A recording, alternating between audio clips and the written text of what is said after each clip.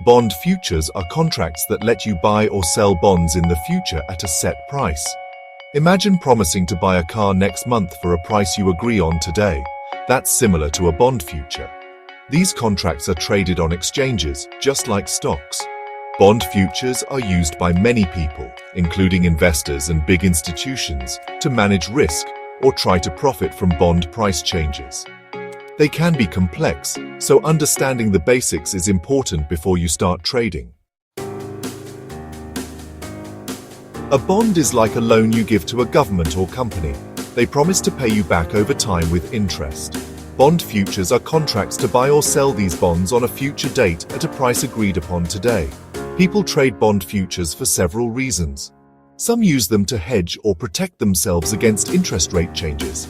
Others use them to speculate on future interest rate movements, hoping to make a profit. To start trading bond futures, you'll need to open an account with a brokerage firm that offers futures trading. You'll also need to fund your account with enough capital to cover potential losses. Once your account is set up, you can research and choose the bond futures contract you want to trade. You'll need to determine the contract size, expiration date, and tick size, which is the smallest price movement. Bond futures trading involves risks and potential rewards.